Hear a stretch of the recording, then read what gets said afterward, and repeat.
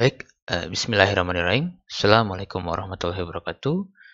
Halo semua, jumpa lagi pada video pembelajaran pada mata kuliah Geologi Struktur di pekan keempat dengan berjudul Stres dan Analisis Dinamik. Ini merupakan video pembelajaran kedua yang tentunya akan memuat kelanjutan dari pembahasan yang sudah dibahas di pekan pertama. Nah, seperti rekan-rekan simak di video pertama bahwasanya bagian kedua ini kita akan berbicara mengenai stres secara lebih jauh. Jadi kita akan masuk ke bagian state of stress atau kedudukan stres itu sendiri. Nah, ini sebenarnya sama dengan di pekan lalu ya, kita membahas juga tentang state of strain. Nah, sekarang kita ini berbicara state of stress. Walaupun nanti memang ada beberapa kondisi yang membedakan apa state atau kedudukan strain dan kedudukan stres secara umum. Baik, kita masuk ke slide pertama. Jadi sebenarnya secara persamaan yang tadi kita sebut di bagian pertama video pembelajaran bahwasanya stres yang kita anggap sebagai suatu vektor tadi, teman-teman semua. Jadi kita menganggap satu garis begini, ini merupakan sebuah traksi begitu ya. Jadi sebuah traksi atau traction. Jadi teman-teman bisa disimak lagi di slide-nya di video pembelajaran pertama begitu. Ini merupakan sebuah traksi yang tentunya kalau misalkan kita terapkan pada sebuah benda, ini akan memiliki banyak arah traksi begini kan ya. Arah traksi sampai dari segala arah begitu kan. Ini kita anggap ini sebuah benda yang ingin kita amati gitu kan. Ini dalam kondisinya di kedalaman bumi ya. Nah, tentunya stres secara dasar kata pada sebuah titik pada sebuah titik dalam benda dapat dilihat pada saat tertentu mengacu kepada kumpulan seluruh traksi. Nah, ini kan. Kumpulan seluruh traksi yang bekerja pada setiap dan seluruh bidang. Jadi pada setiap bidang dan seluruh bidang begitu ya. Tentunya ada beberapa kemungkinan orientasi ya, atau di seluruh kemungkinan orientasi lah yang melewati titik tersebut. Jadi sebenarnya ketika kita berbicara stres teman-teman semua, jadi kita berbicara setiap titik, setiap jengkalnya dari sebuah benda tersebut gitu. Jadi bukan hanya pada satu sisi saja, tetapi memang kalau misalkan kita ibaratkan batuan ya dalam hal ini, jadi pasti memiliki tekanan dari segala arah begitu ya. Dan itu adalah ciri dari stres. Nah, oleh karena itu rekan-rekan semua, jadi stres kita bukan bicara atraksi lagi ya. Kita berbicara stres. Oleh karena itu stres tidak tidak cukup hanya diwakili oleh suatu besaran vektor saja. Nah, makanya ini kita berkaitan dengan slide awal banget ya. Slide di awal pembahasan bahwasanya stres ini merupakan sebuah tensor. Karena stres tidak bisa diakomodir oleh suatu garis saja. Tapi stres ini harus diakomodir oleh suatu bidang tertentu ya, yang mewakili suatu area begitu. Jadi stres ini diwakili oleh sebuah tensor. Nah, untuk tensor sendiri nanti itu sebenarnya istilah dari matematik, nanti kita jelaskan di beberapa slide ke depan begitu. Nah, tentunya dari stres tersebut kita bisa memahami bahwasanya ada perbedaan yang signifikan antara gaya dengan stres begitu ya. Ketika gaya atau force itu merupakan sebuah traksi atau sebuah vektor, sedangkan sedangkan stres yang kita maksud ini adalah merupakan sebuah tensor begitu ya. Nah, itu memiliki level yang berbeda. Oleh karena itu stres itu selalu dihubungkan dengan bidang. Gitu ya. Nah, lalu kita kaitkan dengan elipsoid. Nah, teman-teman semua, seperti di penjelasan pada pekan kedua dan pekan ketiga bahwasanya ketika kita memiliki sebuah lingkaran lalu berubah menjadi elips begitu ya, ataupun sebuah bola yang berubah menjadi elipsoid atau sebuah kubus berubah menjadi jargenjang kah, berubah menjadi balok kah, berarti itu pertanda adanya suatu peristiwa deformasi gitu ya.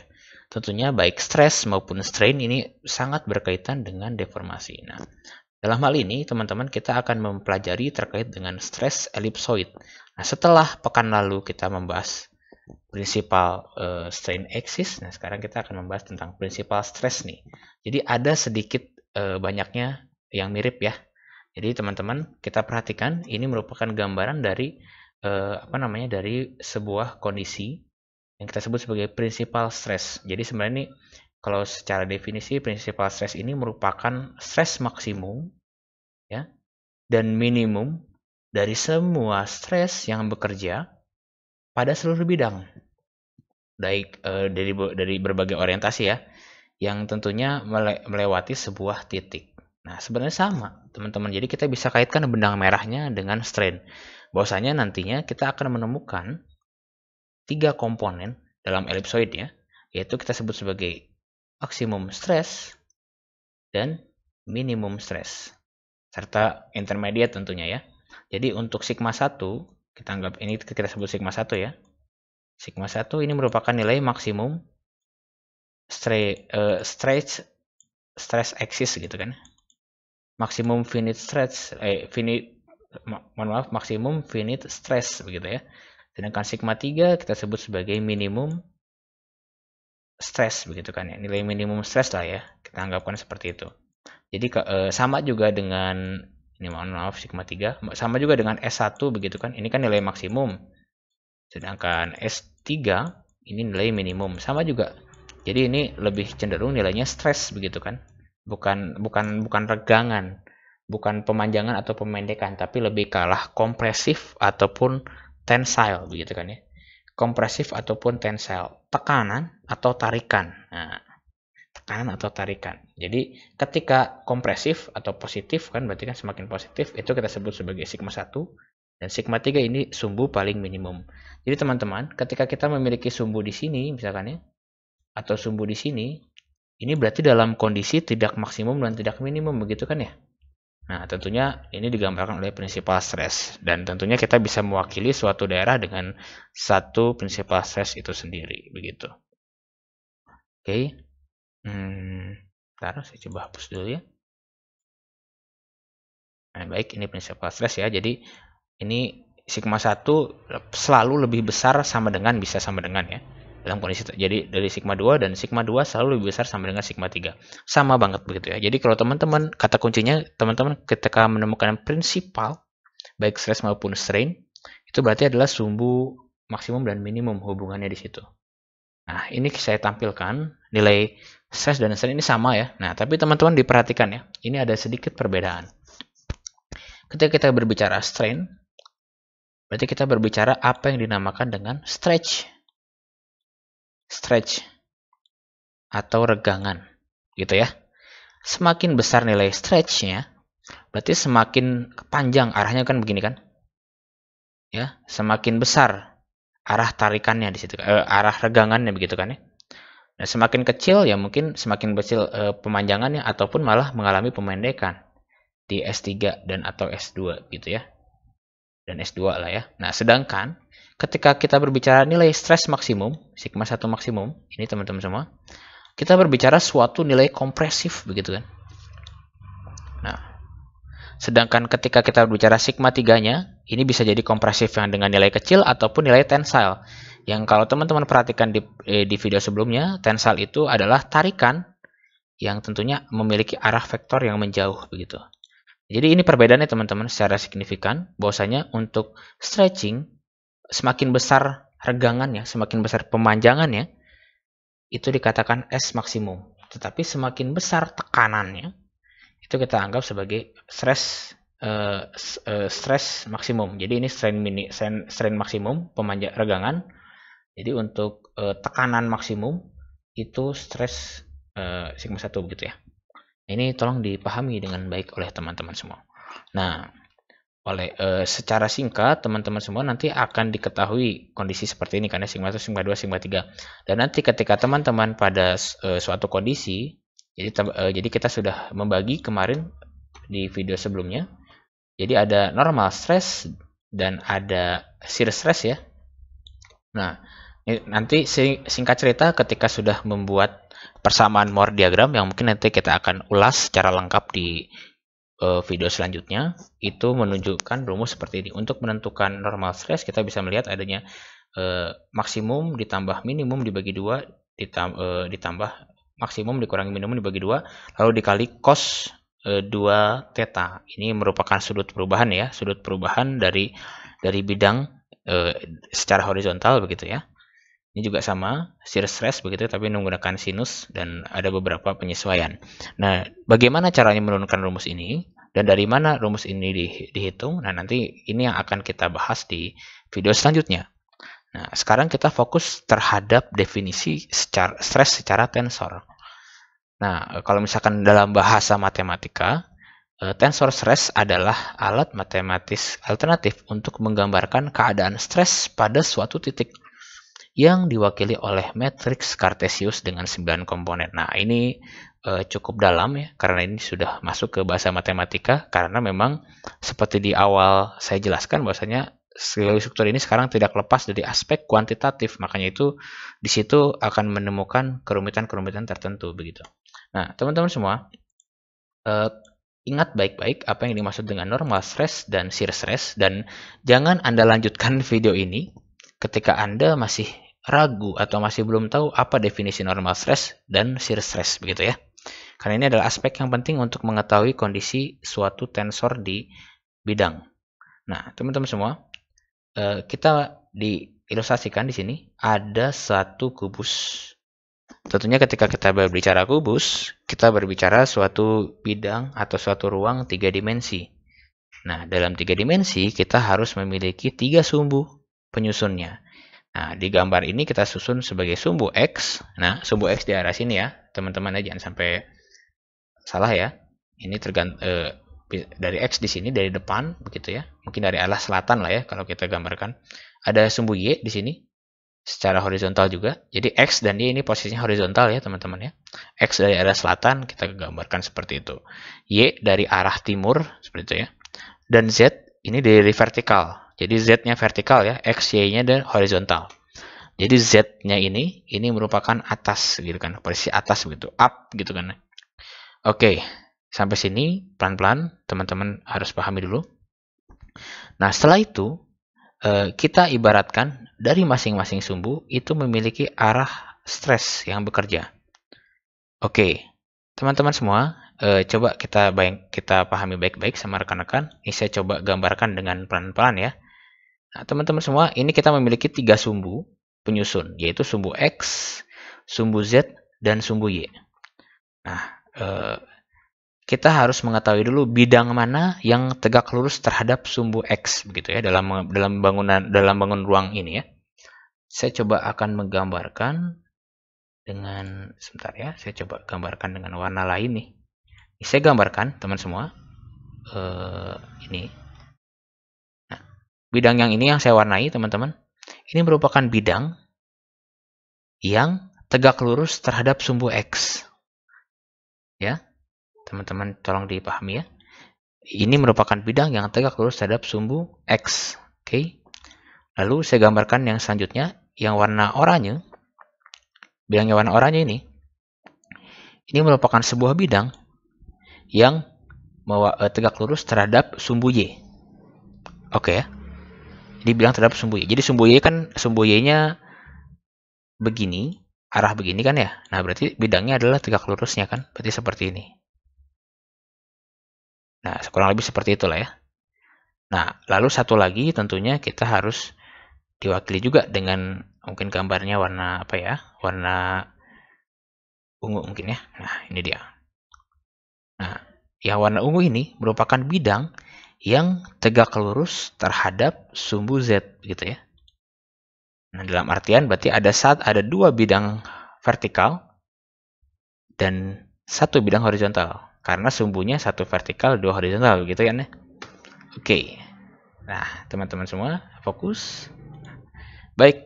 Nah, sekarang kita akan menerjemahkan terhadap normal stress dan shear stress. Teman-teman pahami bahwasanya normal stress itu merupakan arah atau vektor stres yang tegak lurus terhadap bidang. Gesernya ya, terhadap bidang terhadap suatu bidang.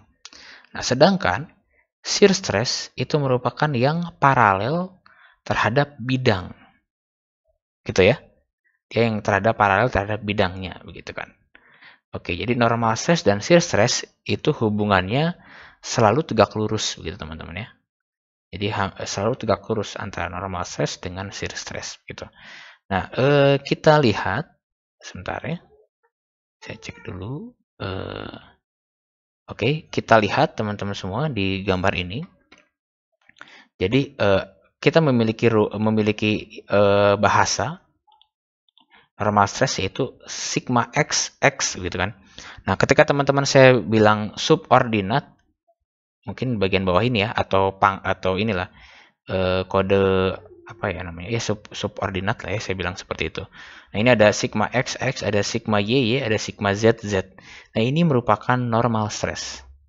Sedangkan ada sigma xy, sigma yx, sigma xz, sigma yz, ada sigma zx, dan ada sigma zy. Ini merupakan shear stress atau komponen shear stress. Oke, pelan-pelan. Nah, bagaimana cara translate ini, Pak? Bagaimana cara membaca sigma xx itu apa? Sigma y itu apa? Nah, teman-teman perhatikan di sini ada 2 digit huruf ya. Jadi misal saya anggap begini. Misalkan ada ini, saya coba gambarkan ya. Sebentar, saya coba warnai dulu, ganti warna. Ini ada sigma. Lalu ada, kita gambarkan gini. Ada A dan B. Ini ya. Jadi ada ya ini cuma ada 2 kan ya. Jadi XX itu ya dari sinilah. Nah, teman-teman semua diperhatikan baik-baik ya, bahwasanya ini sigma ini menunjukkan simbol dari stres. Oke, sedangkan A di sini atau digit pertama atau huruf pertama pada bagian subskriptnya itu merupakan stres yang bekerja pada bidang tegak lurus. Nah, begitu. Jadi ketika stresnya bekerja pada bidang ini, kita katakan bahwasanya ini merupakan bagian dari sigma X semua. Karena yang warna biru ini teman-teman semua, yang warna biru ini merupakan bidang yang tegak lurus terhadap sumbu X, begitu kan ya? Ini kita sebut sebagai sigma X. Nah, begitu ya. Sigma X. Dan yang bagian B-nya teman-teman, bagian B-nya ini adalah bagian yang sejajar atau stres yang sejajar dengan salah satu sumbu tertentu. Nah, teman-teman bisa dilihat nih. Saya coba hapus ya bidang yang warna biru mudanya ya. Nah, kita ambil contoh satu saja. Jadi ini di sini ini merupakan gaya yang bekerja adalah sigma X semuanya ya. Dari simbol pertamanya.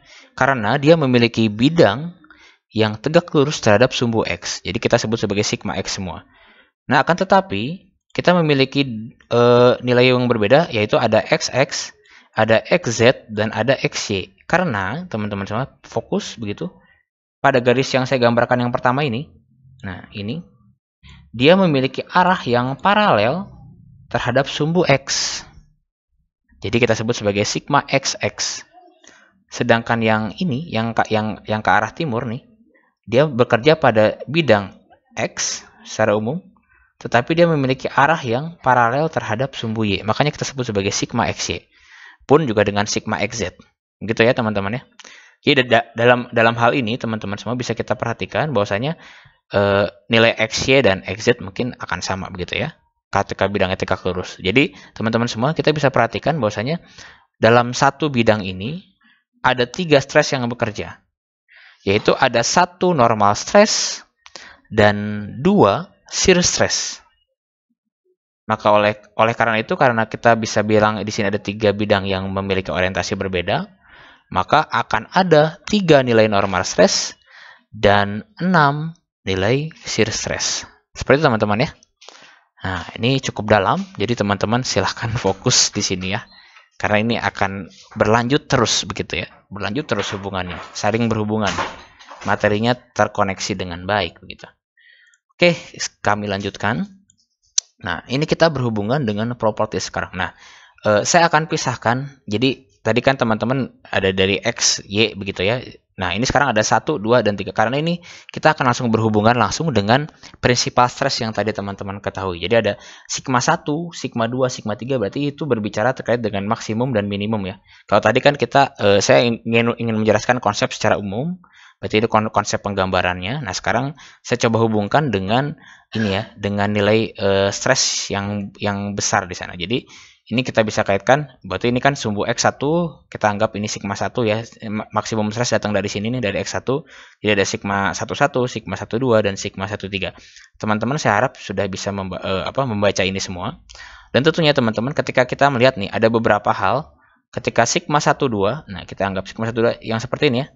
ini sama dengan minus sigma 21. Berarti dia memiliki arah sigma 21 berarti kita anggap minusnya lah. Ke arah sini misalkan ya.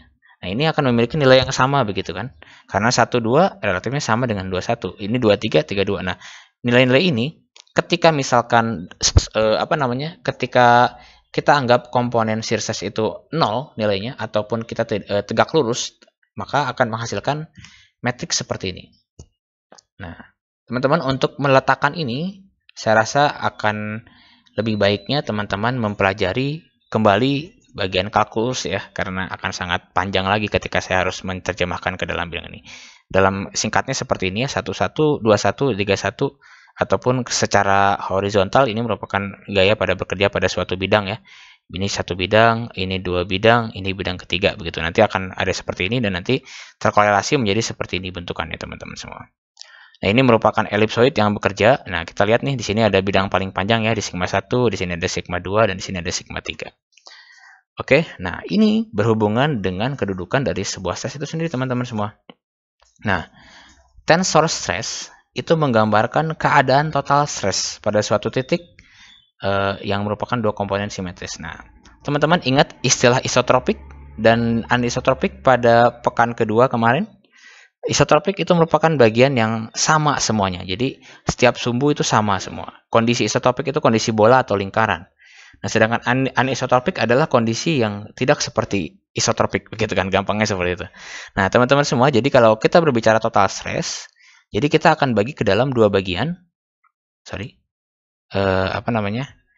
Yaitu ada bagian mean stress dan ada bagian deviatoric stress atau kita sebut sebagai anisotropik. Ya, jadi kita akan melihat bagian ini. Nah, state of stress itu adalah bagian total stress ini teman-teman ya. Yang tentunya nanti kita melihat adanya kondisi setimbangnya seperti apa dan kondisi perubahannya seperti apa. Nah, kalau misalkan kita melihat strain ellipse seperti ini menunjukkan komponen normal stress dan shear stress pada sebuah bidang yang tentunya harus berubah secara progresif terhadap orientasi tersebut. Nah, kalau dalam hal ini teman-teman bisa kita katakan di sini ada pengurangan ya. Ini kan. Nah, di sini ada penambahan. Nah, kita bisa mengkalkulasikan baik dengan proyeksi ortografi seperti ini, atau nanti dengan stereonet dengan proyeksi stereografi, ataupun dengan perhitungan matematik seperti itu. Jadi nanti akan ada beberapa pilihan yang nanti menentukan, yang nanti bisa kita gunakan sama-sama, tergantung dengan kebutuhannya. Oke, baik. Nah, lalu teman-teman semua, jadi hubungan antara orientasi bidang dan besar normal stres dan shear stress tadi pada bidang pada bidang tertentu itu sebenarnya akan sulit teman-teman semua ketika kita menentukan pada strain ellipse tadi. Bayangkan kita harus menggambarkan strain ellipse satu demi satu begitu kan. Kita membayangkan 3 dimensinya saja sudah harus menguras otak begitu ya. Nah, lalu apalagi kita menghitung perubahan-perubahan yang di sana gitu. Oleh karena itu, diagram Moore kita koreksi nanti kita hubungkan dengan diagram Moore. Diagram Moore hadir sebagai metode grafis untuk mempermudah hal tersebut begitu. Jadi diagram Moore itu hadir untuk mempermudah hubungan orientasi bidang dan besar normal shear serta normal stress dan shear stress pada suatu ellipsoid atau suatu ellipse gitu kan ya. Nah, ini merupakan contoh dari diagram Moore. Teman-teman mungkin sudah sempat melihat di diagram Moore strain, tapi memang nanti akan cukup berbeda ya antara strain dengan stress. Jadi kita harus coba mendalami dua hal tersebut. Nah, nanti ada stress deviatorik. Deviatorik tentunya memiliki sudut ya. Dia tidak sama ya antara sigma 1 dengan sigma 3. Kondisi-kondisi itu kita sebut sebagai kondisi anisotropik begitu kan ya. Nah, sedangkan kondisi isotopik atau isotopik yang tadi mean stress tadi itu sesuai dengan tekanan litostatik. Jadi dia akan berubah sesuai dengan kedalaman. Yang seperti sudah saya sampaikan juga apa yang dimaksud dengan litostatic stress pada video sebelumnya.